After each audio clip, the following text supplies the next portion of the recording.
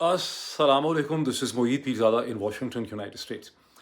यहाँ अमेरिका के east coast में अभी 13 जुलाई 2026 और मंडे सोमवार का दिन है। बहुत खूबसूरत धूप निकली हुई है। लेकिन हिंदुस्तान, पाकिस्तान, बरसगीर में, मशरक़ वस्ती में, ईरान, सऊदी अरब, पर्शियन गल्फ़ और यमन, जो ख़ित्ता इस वक़्त हमारे सामने है, पूरी दुनिया की निगाहें इस ख़ित्ते पे एक बार फिर हैं। वहाँ पर अब 14 जुलाई 2026 और मंगल के दिन की सुबह हो रही है। वैसे तो 28 फरवरी 2026 से, बल्कि आप कह सकते हैं कि जून 2025 से, ये जो खित्ता है पर्शियन गल्फ़ का, ये मसलसल एक वॉर ज़ोन है और मसलसल ये पूरी दुनिया की निगाहों में है। और यहाँ पे होने वाले वाक़यात, डेवलपमेंट्स जो हैं, वो पूरी दुनिया को हिला रहे हैं, पूरी दुनिया की हिस्ट्री को चेंज कर रहे हैं। लेकिन आज का जो ये दिन है, जो शुरू हो रहा है 14 जुलाई 2026, ये एक बार फिर इस रीजन के लिए, जिसमें ईरान है, जिसमें सऊदी अरब है, जिसमें लिटोरल स्टेट्स हैं, मुत्तहिदा अरब इमारात है, कुवैत है, बहरीन है, कतर है, ओमान है, उसके करीब फिर आगे पाकिस्तान आ जाता है, तुर्की है और यमन है और नॉर्थ अफ्रीका है। इस पूरे रीजन की हिस्ट्री में आज का दिन एक बार फिर बहुत ज़्यादा गैर मामूली अहमियत का हामिल। अब आप सोच रहे होंगे कि मोईद पीरज़ादा ने इतनी तमहीद इसकी क्यों मार दी। ये तमहीद बड़ी इंपॉर्टेंट है। उसकी वजह यह है कि अमेरिका के सदर डोनाल्ड ट्रंप,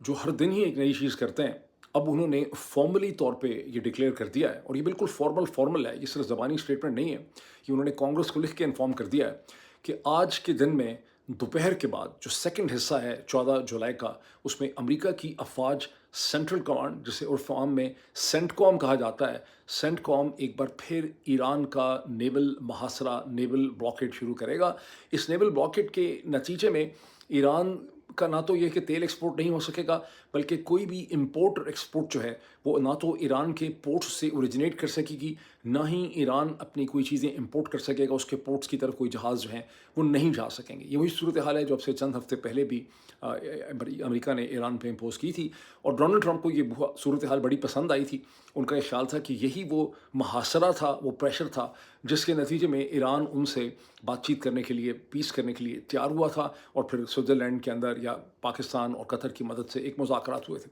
वो किस हद तक उसमें सीरियस थे, वो भी आगे चल के मैं कोशिश करूँगा कि मैं थोड़ा सा उस पर कॉमेंट करूँ। एक तो ये सूरत हाल हो गई ईरान के हवाले से। अच्छा, इसमें ये भी है कि गुज़िश्ता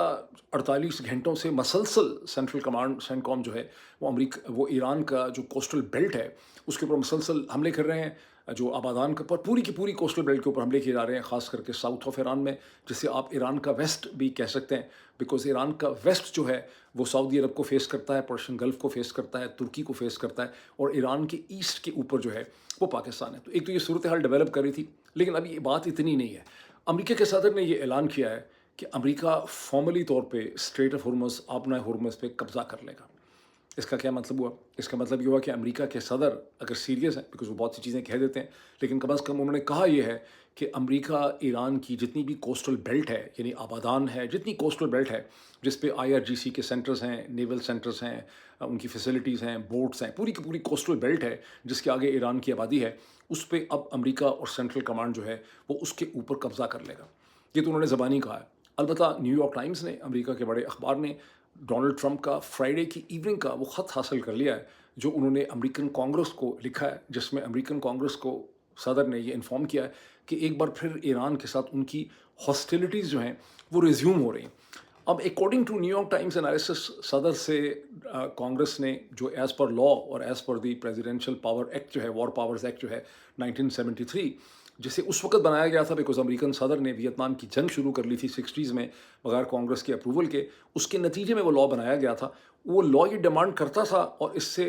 पिछले जो महीने गुजरे हैं उसमें अमेरिकन कांग्रेस में फाइनली डेमोक्रेट्स के साथ रिपब्लिकन्स ने मिलके, क्योंकि पहले सिर्फ डेमोक्रेट्स अकेले एफर्ट करते रहे, लेकिन फिर डेमोक्रेट्स और रिपब्लिकन्स ने मिलके सदर से ये डिमांड किया था कि या तो वो जंग बंदी को नोटिफाई करें, या जंग को फॉर्मली बढ़ाने के लिए कांग्रेस से उसकी परमिशन लें। According to New York Times, America के सदर ने कांग्रेस को शटअप कॉल दी है, क्योंकि अमेरिका के सदर ये समझते हैं, उनकी अपनी इंटरप्रिटेशन है कानून की, वाइट हाउस की। वो समझते हैं उनको ना तो जंग शुरू करने के लिए कांग्रेस की परमिशन चाहिए, ना उनको कोई जंग को कंटिन्यू करने के लिए कांग्रेस की परमिशन चाहिए। वो सिर्फ और सिर्फ एक चिट्ठी लिख के उन्होंने वो ज़रूरत जो है वो पूरी कर दी। लेकिन बात यहाँ पर भी ख़त्म नहीं हुई। अमेरिका के सदर ने यह भी ऐलान कर दिया है कि जब वो नेवल ब्लॉकेड लगाएंगे आज दोपहर के बाद से, उसके बाद दुनिया भर की जो शिपिंग है, यानी सऊदी अरब के जो माल गनीमत वहाँ से गुजर रहा है, सऊदी अरब का, कुवैत का, बहरीन का, मुत्तहिदा अरब इमारात का, ओमान का, कतर का, उन सब के ऊपर उनको प्रोटेक्शन देने के लिए, और बाकी जहाँ उसमें से चीन की जो चीज़ें जा रही हैं, यूरोप की जो चीज़ें जा रही हैं, सबका जो कुछ भी है, वो जो भी कार्गो है उसमें सिर्फ तेल नहीं है, सारे के सारे कार्गो के ऊपर अमेरिका नेवल प्रोटेक्शन का जगह टैक्स लेगा 20%। अब ये बड़ी इंटरेस्टिंग पोजीशन है, और इसमें भी न्यूयॉर्क टाइम्स और अमेरिका के अखबारात ने अपना सर पीट लिया है, बिकॉज एक साइड से ये कहा जा रहा था मसलसल के किसी को भी यहाँ पर 1%, क्योंकि ईरान ये कह रहा था कि ईरान और ओमान मिल के जो $1 पर बैरल ऑफ ऑयल जो है वो अगर लेंगे तो वो 1% तकरीबन बनता था, अगर बैरल की कीमत $100 हो, और बैरल अक्सर जो है वो $70 और 70 से कम भी हो सकता है, तो वो तो अनएक्सेप्टेबल था। और जब अमेरिका के सेक्रेटरी स्टेट मार्को रूबियो, जो इस वक्त बहुत इंपॉर्टेंट पोजीशन इख्तियार कर चुके हैं इस पूरे कॉन्फ्लिक्ट में, जब उन्होंने इस खत्े का दौरा किया अब से चंद दिन या चंद हफ्ते पहले, तो उन्होंने एक बार फिर बड़े बादशाह अल्फाज में कैटेगोरिकली कहा और तमाम रीजन को कहा था कि किसी भी, ये बिल्कुल ये खिलाफ वर्जी है इंटरनेशनल मैरीटाइम लॉ की, यूनाइटेड नेशन का जो लॉ ऑफ द सी है उसका जो कन्वेंशन है, कोई भी मुल्क किसी भी किस्म की फ़ीस जो है वो चार्ज नहीं कर सकता, और इसीलिए ईरान भी चार्ज नहीं कर सकता। हालांकि इवन स्ट्रेट ऑफ मलाका के अंदर वॉलंटरी तौर पे एडमिनिस्ट्रेशन की कुछ फ़ी जो है वो तीनों ममालिक जो है, मलेशिया, इंडोनेशिया, सिंगापुर, वहाँ पर भी लेते हैं, और डिफरेंट जगहों पे कुछ ना कुछ लेते हैं। तो ईरान का सिर्फ 1% का प्रपोजल था, और उसका एक बैकग्राउंड भी था, क्योंकि ईरान ने कभी ये फ़ी चार्ज नहीं की गुज़श्ता 50 बरस में, और ईरान को जिस तरह से तबाह किया गया है उसे कॉम्पनसेट करने के लिए, और चूँकि ईरान को ये शक है कि जो सैंक्शंस हटाने की बात की गई है ये हवा हवा की बात है, और अमेरिकन कांग्रेस से कभी भी इसकी मंजूरी नहीं मिलेगी, इसराइली लॉबी कभी ये नहीं होने देगी। बहरहाल ईरान के प्रपोजल को अमेरिका और तमाम अरब ममालिक ने और तमाम दुनिया ने कहा कि ये इलीगल है, लेकिन अब अमेरिका के सदर ने अपनी 20%, वो 1% था, ये 20% फ़ीस जो है उन्होंने यहाँ पर डिमांड कर दी, और उन्होंने कहा ये प्रोटेक्शन फ़ीस होगी, और क्योंकि हम बड़ी ख़तरे में हैं और हमारे 13 सोल्जर्स भी यहाँ पे पहले मारे जा चुके हैं, हमारा बहुत ज़्यादा खर्चा हो रहा है, इसलिए दुनिया को हमें 20% फ़ीस जो है वो देनी चाहिए। ये सब कुछ हो गया है। अब आपको वाकई एहसास हो रहा होगा कि it is not without a reason कि मैंने कहा है कि आज का दिन जो है वो एक बार फिर बहुत गैर मामूली अहमियत का हामिल है इस खित्ते के लिए। अब ज़ाहिर है इसके ऊपर बहुत सी पॉलिटिक्स होगी। इंटरनेशनल मैरीटाइम ऑर्गेनाइजेशन जो यूनाइटेड नेशन का, अक़वाम मुत्तहिदा का एक ज़ेली इदारा है, इस हवाले से उसने फ़ौरी तौर पे एक पोजीशन ली है। उसने कहा दिस इज़ नॉनसेंस, और इस किस्म की कोई भी चीज़ जो है अमेरिका और कोई भी मुल्क जो है इस किस्म की फ़ीस जो है वो चार्ज नहीं कर सकता। अब बात यहीं तक नहीं ठहरी है, एक तो ये भी चीज़ हुई है जिसकी मैं मज़ीद तफ़सीलात आपसे शेयर करता हूँ कि हूतीज़ ने सऊदी अरब के एयरपोर्ट्स के ऊपर या सऊदी अरब के ऊपर 4 मिज़ाइल दागे हैं, जो सऊदी अरब ने कहा है कि हमने रोक लिए हैं, लेकिन अब लग ये रहा है कि हूतीज़ जो हैं इस थिएटर, और ख़तरा है इसका कि हूतीज़ जो हैं वो इस थिएटर ऑफ कॉन्फ्लिक्ट में एंटर कर सकते हैं, और हूतीज़ और सऊदीज़ के दरमियान में जो तकरीबन 4 बरस का एक पीस एग्रीमेंट या एक तरह से सेटलमेंट हुई भी थी, वो सेटलमेंट यहाँ पर हमें ब्रेक होते हुए नज़र आती। लेकिन इसकी क्या सिग्निफिकेंस है, इसमें पहल किसने की है, इससे हमें क्या पता चलता है, इसके ऊपर मैं फिर आऊँगा, बिकॉज इससे पहले एक और बड़ी इंपॉर्टेंट डेवलपमेंट है जिसे रखना, समझना और जोड़ना डॉट कनेक्टिंग के लिए बहुत ज़रूरी है। और वो डेवलपमेंट ये है कि अमेरिका के सेक्रेटरी ऑफ स्टेट जनाब मार्को रूबियो ने वॉल स्ट्रीट जर्नल के अंदर, अमेरिका के बड़े कमर्शियल अखबार के अंदर, एक उन्होंने कॉलम लिखा है अपना right of the centre paper में, जिसमें उन्होंने कहा है कि अमेरिका ने ये फैसला कर लिया है कि हम, अगर हमारी बात ना मानी गई तो इंटरनेशनल क्रिमिनल कोर्ट ICC को हम ख़त्म कर देंगे, डिमोलिश कर देंगे, इस कोर्ट को हमें ख़त्म करना है, तबाह करना है, इसकी एग्जिस्टेंस नहीं होनी चाहिए। और उसकी रीजनिंग उन्होंने ये दी है अपने कॉलम के अंदर, कॉलम बड़ा पढ़ने वाला है, आप उसको पढ़ें। रीजनिंग उन्होंने ये दी है कि ICC जो है वो अमेरिका की सॉवरेंटी जो है वो उसको खतरा लाहक है, अमेरिका की सॉवरेंटी को, और अमेरिका की सॉवरेंटी और अमेरिका के कानून को ख़तरा है, इसलिए हम जो है वो ICC को ख़त्म कर देंगे। अब according to New York Times and according to Washington Post, ये प्रपोजल तो डिपार्टमेंट ऑफ स्टेट एक हफ्ते से दुनिया भर के ममालिक और जो फॉरेन ऑफिस हैं उनके साथ शेयर किया हुआ है, यूरोप के साथ, और इसके ऊपर बहस हो रही थी। लेकिन ये अब अमेरिका के सेक्रेटरी स्टेट ने अपने नाम से इन राइटिंग फॉर्मली इस चीज़ को पब्लिश कर दिया, गो कि बहस इसमें पहले से हो रही थी, और एक अमेरिकन प्रपोजल्स को दुनिया भर के ममालिक के साथ शेयर किया गया था। ज़हन में रखें कि ICC की जो कोर्ट है ये 2002 में बनाई गई थी जेनोसाइड के ख़िलाफ़, कि जहाँ पर किसी भी मुल्क की, और जब बनाई गई थी तो ज़हन में उसमें अमेरिका नहीं था जहन में, उसमें ये जो बहुत से कॉन्फ्लिक्ट हैं जो ख़ास करके अफ्रीका में हो रहे हैं, जो लातीनी अमेरिका में होते हैं, जो जैसा कि बोस्निया हर्ज़ेगोविना में हुआ, अफ्रीका में जो कॉन्फ्लिक्ट हो रहे थे, उनके मद्देनज़र के जहाँ पर डिक्टेटर्स, जहाँ पे मिलिशियाज़, जहाँ पे इर्रेगुलर फोर्सेस जो हैं वो इंसानी हकूक़ की खिलाफ वर्जी करते हैं, तो उनके पीछे जो उनको डायरेक्शंस देता है, अगर वो हेड ऑफ़ द स्टेट हैं, कमांडर्स हैं, जनरल्स हैं, जो कोई भी हैं, तो आप उनको ट्राई कर सकते हैं under the international criminal court ICC, और ये एक तरह से अक़वाम मुत्तहिदा ही का एक कनेक्टेड ज़ेली इदारा है। अमेरिका ने इसको शुरू से ही रेटिफाई नहीं किया। अमेरिका में जो मुख्तलिफ लॉबीज़ हैं उनके उस वक़्त कान खड़े हो गए कि इसका मतलब ये है कि किसी भी स्टेप इन स्टेज के ऊपर अमरीकी जो सिपाही हैं या अमरीकी अफसर जो हैं उनके ऊपर ये इल्ज़ाम लग सकता है, उन्हें इंटरनेशनल क्रिमिनल कोर्ट के सामने लाया जा सकता है। और ख़ास करके उन्होंने महसूस किया कि यूरोप के अंदर ऐसी बहुत सी लॉबीज़ हैं, पीस लॉबीज़ हैं, बहुत से left of the centre political parties हैं जो ये समझती हैं कि अमेरिकन अफवाज, सेंट्रल इंटेलिजेंस एजेंसी जो है ये बार बार जंगी जुराइम के मरतकब होते हैं और इनको भी अकाउंटेबल होना चाहिए एज़ पर द लॉ। तो अमेरिका ने कभी इसको शुरू से माना ही नहीं और ये खिंच जो है वो चलती रही। अब रीज़न क्या दिया है मार्को रूबियो ने और जो डिपार्टमेंट ऑफ स्टेट ने एक प्रपोजल शेयर किया, उसमें रीज़न क्या है? उसमें रीज़न ये है कि आईसीसी जो है वो ख़तरा पैदा कर रही है कि अमेरिकन ऑफिशल्स और अमेरिकन ऑफिसर्स जो हैं उन्हें आईसीसी के सामने लाया जा सकता है। और उसमें रेफरेंस ये है कि जो अफ़गानिस्तान में जो कुछ अमेरिकी फ़ौजों ने किया उसके हवाले से बहुत से रेफरेंसेस जो हैं वो आईसीसी के सामने है। उसके अलावा इसराइल को थ्रेटन किया जा रहा है पोस्ट गाज़ा 2023 कि उसके लीडर्स जो हैं उन्हें आईसीसी के सामने लाया जा सकता है। अकॉर्डिंग टू न्यूयॉर्क टाइम्स ये बिल्कुल एक मफरूज़ा है, ये बुलशिट है, इसमें कोई हकीकत नहीं है कि जो चीज़ रीजनिंग दी गई है। वो कहते ही हैं कि 100 से ज़्यादा countries according to New York Times जो हैं वो साइन कर चुके हैं, आईसीसी को बता चुके हैं, अमेरिका के साथ उनका एग्रीमेंट है कि किसी भी अमेरिकन ऑफिशियल को और किसी भी अमेरिकन ऑफिसर को आईसीसी के हवाले नहीं किया जाएगा। अकॉर्डिंग टू न्यूयॉर्क टाइम्स वैसे भी इंटरनेशनल क्रिमिनल कोर्ट आईसीसी का जो ढांचा कानून बहुत कमज़ोर है। इस कोर्ट के पास अपनी कोई पुलिसिंग पावर नहीं है, इसके पास अपनी कोई फिजिकल अथॉरिटी नहीं है। ये एसेंशियली डिपेंडेंट है अपने मेंबर कंट्रीज़ की कोऑपरेशन पे। अगर कोई मेंबर कंट्री आईसीसी के वारंट में किसी को गिरफ्तार करती है, वहाँ की पुलिस अदालत फिर उसको आईसीसी के हवाले करती है, तभी उसका आईसीसी का ट्रायल हो सकता है। और कोई भी कंट्री जो है वो अमेरिकन ऑफिशल्स को या अमेरिकन इंटेलिजेंस को या अमेरिकन आर्मी ऑफिसर्स को गिरफ्तार करने की ना तो उसको कोई ख्वाहिश है, ना उसमें हिम्मत है, ना कोई इसके लिए तैयार है, ना किसी ने कहा है कि हम ऐसा करेंगे।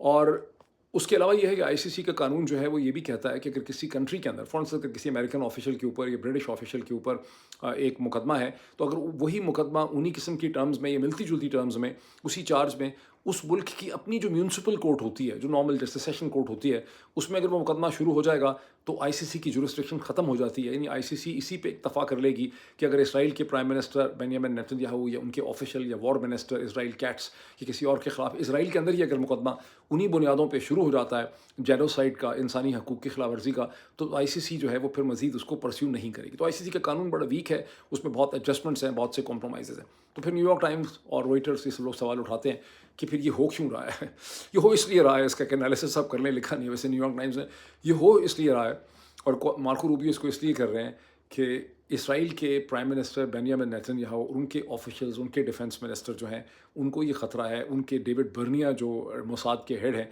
उनको ये ख़तरा है कि कल कलां को जब वो अथॉरिटी में नहीं रहेंगे तो उन्हें आईसीसी के सामने लाया जा सकता है, उनको सज़ा हो सकती है, वो इंटरनेशनल ट्रैवल नहीं कर सकते। चला कि उनको बचाने के लिए अमेरिका जो है वो आईसीसी को ही तबाह करके वाइंड अप करके ख़त्म करने के इधर पे हो गए। तो इसमें मार्को रूबियो की फिर क्या सिग्निफिकेंस बनती? मैंने चंदन आपको पहले एक बात बताई थी, मैंने आपको एक एनालिसिस दिया था कि ऐसा लग रहा है कि अमेरिका के अंदर एक टसल बिल्डअप हो रही है बिटवीन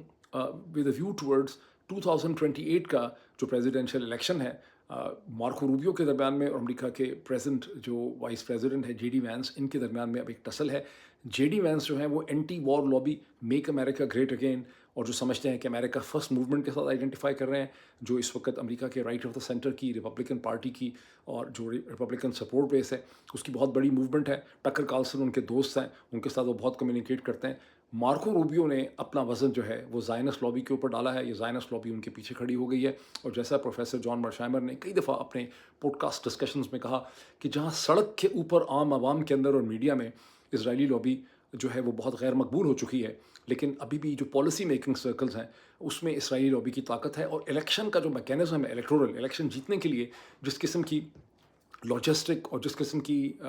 पावर पॉलिटिक्स चाहिए होती है, उसमें इसराइली लॉबी अभी भी बड़ी ताकतवर है। तो मार्को रूबियो इस इनिशिएटिव को लीड कर रहे हैं आईसीसी के ख़िलाफ़। इसका मतलब है कि मार्को रूबियो जो हैं वो ज़ायनिस्ट लॉबी को और प्रो इसराइल जो फैक्टर्स हैं अमेरिका की पॉलिटिक्स में, उनको यहाँ पे ऑब्लाइज करते हुए आपको नज़र आ रहे हैं। मैं मज़ीद थोड़ा सा इसको एक्सप्लेन करता हूँ आगे चल के। अब हूतीज़ जो है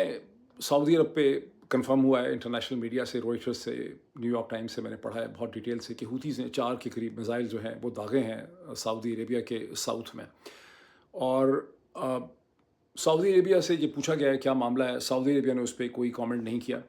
मामला इसका क्या है? मामला इसका ये है कि हुतीज़ का ये इल्ज़ाम ये है कि जो सऊदी मिलिट्री कोएलिशन है, उसने पहले सना का जो एयरपोर्ट है वहाँ पर बॉम्बिंग की है। बॉम्बिंग क्यों की है उन्होंने? बॉम्बिंग इसलिए की है कि वहाँ पे ईरान के 2 या 3 जुलाई के बाद से इक्का-दुक्का ईरान के जहाज़ वहाँ पे लैंड कर रहे हैं और वो बड़े अरसे के बाद ऐसा प्रोसेस शुरू हुआ है। हुती ये कहते हैं कि 2 या 3 जुलाई को ईरान का जो जहाज़ वहाँ पे आया था, उस वक़्त भी उसको रोकने की कोशिश की गई थी। वो बेसिकली अद्वियात लेके आया था, कोई डेलीगेशन लेके आया था और जब वो सना से उड़ा तो सना से उड़ा तो वो उस डेलीगेशन को लेकर गया जिसने आयतुल्लाह अली ख़ामेनेई के फाइनल फ्यूनरल के अंदर उनकी रसूमात में शिरकत करनी थी। और अब एक ईरानी जहाज़ वहाँ पर लैंड कर रहा था, उसकी लैंडिंग को नाकाम बनाने के लिए सऊदी एयरफोर्स ने सना के एयरपोर्ट के ऊपर बॉम्बिंग की है। उसके जवाब में हुतीज़ कहते हैं कि हमने मिसाइल मारे। न्यूयॉर्क टाइम्स ने और रॉयटर्स ने सऊदीज़ का पॉइंट ऑफ व्यू लेने की कोशिश की है, लेकिन सऊदी अथॉरिटीज़ ने इसके ऊपर किसी किस्म का कोई कमेंट जो है वो नहीं किया। ताहम अगर सऊदीज़ ने नहीं किया तो अदन में अब इस वक्त यमन के 2 हिस्से बन चुके हैं। एक सना है जिसके ऊपर हुतीज़ काबिज़ हैं और जो पहली legitimate United Nation accepted Saudi अमाराती बैक्ड जो हुकूमत है वो अदन में है। तो अदन में जो हुकूमत है उसने अपनी एक स्टेटमेंट इशू की है। उन्होंने कहा कि हाँ, हमने सना के एयरपोर्ट के ऊपर हमले किए हैं बिकॉज़ ये ईरानी जो जहाज़ आ रहे हैं ये वेपन्स लेकर आ रहे हैं, फ़लाँ चीज़ें लेके आ रहे हैं। लेकिन अकॉर्डिंग टू न्यूयॉर्क टाइम्स ये बड़ी बोगस किस्म की बात है। उसकी वजह यह है कि अदन में जो हुकूमत है वो वहाँ पर है ही नहीं। वो सारे के सारे ऑफिशियल सऊदी अरब में ही रहते हैं और इन एनी केस उनके पास कोई एयरफोर्स ही नहीं है जो सना के एयरपोर्ट के ऊपर हमला कर सके। इसका मतलब है कि जो हमला किया है वो सऊदी एयरफोर्स ने किया है। पाकिस्तानी पॉइंट ऑफ व्यू से इसकी सिग्निफिकेंस और ख़तरा ये है कि पाकिस्तान की भी 18,000 के करीब ट्रूप्स और एयरफोर्स का एक स्क्वाड्रन जो है वो सऊदी अरब के अंदर मौजूद है। और जैसे कि मैंने आपको बारहा बताया कि पाकिस्तानी फोर्सेस वो कभी भी इसराइल वगैरह के लिए, पाकिस्तानी वैसे इतने मासूम लोग हैं कि मैं क्या कहूँ कि दुनिया में इतनी मासूम कौम कोई अगर अल्लाह ताला मैन्युफैक्चर भी करना चाहें किसी मशीन के ज़रिए तो नहीं बन सकती, जिनको बार बार बेवकूफ़ बनाने के लिए बताया जाता है कि पाकिस्तानी फ़ौज जो है उसने सऊदी अरब से लड़ना है या पाकिस्तान के फील्ड मार्शल को इसराइल से लड़ना है या इसराइल ने पाकिस्तान के फील्ड मार्शल आसिम मुनीर जैसी मुक़द्दस हस्ती को टारगेट करने की कोशिश की और फिर पाकिस्तान की फ़ौज की तरफ से उनको कन्वे किया गया, जिसके लिए एक ब्राज़ीलियन जर्नलिस्ट को इन्होंने इस्तेमाल किया कि हम इसराइल को सिफ़ा हस्ती से मिटा देंगे। फिर इसराइली जो हैं वो सिजदे में गिर गए और डर गए, बहुत परेशान हो गए and so on all this. लेकिन मैंने आपको हमेशा अपने वीलॉग्स में बताया, सैकड़ों यानी हमेशा से कई महीनों से बता रहा हूँ कि जो पाकिस्तानी ट्रूप्स की प्रेजेंस है इसका फोकस या तो ईरान होगा या इसका फोकस जो है वो हुतीज़ होंगे, यमन होगा। अब एक नया किस्म का कॉन्फ्लिक्ट वहाँ पे शुरू हो रहा है। लेकिन जो कंफर्म चीज़ है इस वक्त कि ये कॉन्फ्लिक्ट हुतीज़ ने शुरू नहीं किया, ये कॉन्फ्लिक्ट सऊदीज़ जो है इसे इनिशिएट कर रहे हैं। तो ज़ाहिर सऊदी बड़े समझदार हैं। इसका क्या मतलब है कि वो इस कॉन्फ्लिक्ट को क्यों इनिशिएट कर रहे हैं? इसका मतलब है कि सऊदीज़ ने पेशबंदी कर ली है। वो समझते हैं कि हुतीज़ किसी भी मोमेंट में इस कॉन्फ्लिक्ट में रेड सी की साइड से, बहरा एहमर की साइड से एंटर कर सकते हैं और वो पहले से पोजीशन ले रहे हैं कि उन्होंने हुतीज़ को कैसे टैकल करना है और एक तरह से उन्होंने हुतीज़ को और उनकी अथॉरिटी जो है उसको उन्होंने पहले ही चैलेंज कर दिया। अब कहते हैं कि तकरीबन 4 बरस से जो कॉन्फ्लिक्ट शुरू हुआ था 2014-15 में यमन का, जिसमें एक तरफ सऊदी अरब और अमाराती थे, दूसरी तरफ ईरान था जो हुतीज़ की मदद कर रहा था, जिसके नतीजे में सना पे हुतीज़ ने कब्ज़ा कर लिया। फिर एक पीस हो गया आज से 4 बरस पहले। उन 4 बरस में हुतीज़ ने कभी भी सऊदी अरब को टारगेट नहीं किया। उन्होंने इसराइल को ज़रूर टारगेट किया था, सऊदी अरब को टारगेट नहीं किया। लेकिन अब ऐसा लगता है कि वो जो एक पीस था वो यहाँ पे कोलैप्स होता हुआ नज़र आ रहा है। ये भी आज के दिन की बहुत इंपॉर्टेंट सिग्निफिकेंस है। गुज़िश्ता 24 घंटे में अमेरिका ने पहली दफ़ा ईरान के ख़िलाफ़ नेवल ड्रोन्स भी इस्तेमाल किए हैं। अब सवाल ये है according to American defence analyst कि नेवल ड्रोन्स की क्या ज़रूरत पड़ गई जबकि अमेरिकन एयरफोर्स है, मिसाइल्स हैं, सब कुछ है। एक तो ये कि पेंटागन और सेंटकॉम डिफरेंट एक्सपेरिमेंट्स कर रहे हैं और कहना उनका ये है, टिम हॉकिंस का जो उनके स्पोक्स पर्सन है, कि ये नेवल ड्रोन्स हैं ये हमें कोई अपने फिजिकल एसेट्स ख़तरे में हमारे नहीं पड़ते। और नेवल ड्रोन्स ने भी गुज़िश्ता 24 घंटे में ईरान की कोस्टल जो बेल्ट है उसके ऊपर हमला किया। अब ये जो कुछ ऐलान कर दिया गया और ये सारी डिटेल्स जो मैंने आपके साथ शेयर की, इसका आउटकम क्या निकलेगा, it is far too early to say कि ज़ाहिर है ईरान को अंदाज़ा है, ईरान ने स्ट्रेट ऑफ हॉर्मुज़ बंद कर दी है। जो संडे का दिन है, जो आखिरी दिन था, उसके बारे में फ़िगर्स हमारे सामने आए हैं। पहले 5 या 6 का फ़िगर आया था, अब कहते हैं कि 7, 8, 10 कोई जहाज़ टोटल वहाँ से 7 जो हैं वो निकल सके हैं और स्ट्रेट ऑफ हॉर्मुज़ एक बार फिर बंद हो गया है। वो ब्रेंट क्रूड जिसकी कीमत $73 तक आ चुकी थी, वो दोबारा $84-85 पर चला गया है। गुज़िश्ता 24 घंटे में इंटरनेशनल मार्केट्स में ऑयल की कीमत में 7% इजाफा हुआ है। ताहम मैं एक बात आपको प्रैक्टिकल ये बताऊं कि ऑयल की प्राइसेस में जितना भी इजाफा हुआ उससे अमेरिका की पॉलिटिक्स पे कोई बहुत ज़्यादा असर नहीं पड़ा। कमेंट बहुत ज़्यादा था आप क्योंकि अमेरिका का जो लिबरल मीडिया है वो डोनाल्ड ट्रंप के बहुत ख़िलाफ़ था, तो कमेंट बहुत था कि गैस की प्राइसेस से लोग बहुत ज़्यादा तंग हैं। लेकिन मैं चूँकि अमेरिका के अंदर मौजूद हूँ, गाड़ी यहाँ पे चलाता हूँ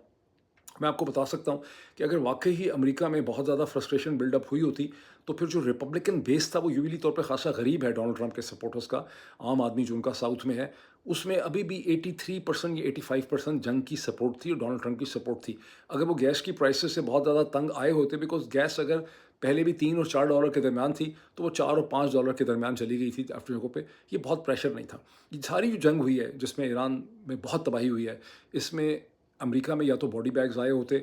سینکڑوں کی تعداد میں، ہزاروں کی تعداد میں، تو پھر لوگوں کو فیل ہوتا کہ جنگ جو ایک ڈونلڈ ٹرمپ کا بیس ہے، یا تیل کی قیمتیں $7 8 10 پہ چلی جاتی، پھر ان کو محسوس ہوتا۔ دونوں قسم کی چیزیں چونکہ نہیں ہوئیں، اس لیے جو ڈونلڈ ٹرمپ کا سپورٹ بیس ہے اس کی وار ایپیٹائٹ میں کوئی کمی نہیں ہوئی۔ وار کے خلاف پوزیشن تھی لیفٹ کی، وار کے خلاف پوزیشن ہے ڈیموکریٹس کی، وار کے خلاف پوزیشن ہے امریکہ کے میڈیا کی، لبرل میڈیا کی، نیو یارک ٹائمز کی، واشنگٹن پوسٹ کی، فورن پالیسی کی، فورن افیئرس کی، اور اس کے ساتھ سارے سوشل میڈیا کی۔ لیکن یہ جو پیس جو کیا گیا ہے، اس سے ڈونلڈ ٹرمپ نے اپنے آپ کو ری گروپ کرنے اور دوبارہ تیار کرنے کی انہوں نے اسپیس اپنے لیے جو ہے وہ حاصل کی ہے۔ تو اب کنکلوژن اس میں کیا ہے؟ ویسے تو آؤٹ کم ہم نہیں کہہ سکتے کہ اس کا کیا نکلے گا، یہ ایک بڑی ڈیفیکلٹ سچویشن ہے، دوبارہ شروع ہو گئی ہے ایران کے حوالے سے۔ اس کا آؤٹ کم کیا نکلے گا؟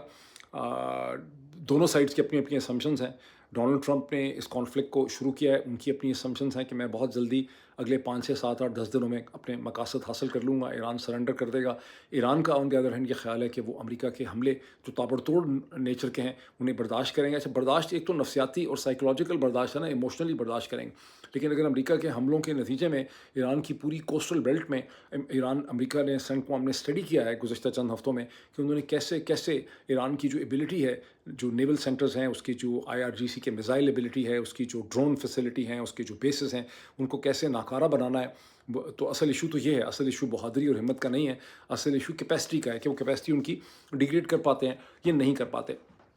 لیکن ایک چیز کو ہم کنکلوڈ کر سکتے ہیں، اور وہ چیز جو ہم کنکلوڈ کر سکتے ہیں وہ یہ ہے کہ ڈونلڈ ٹرمپ نے جب JD وینس کے ذریعے ان کو استعمال کیا وائس پریزیڈنٹ کو ایران کے ساتھ ایک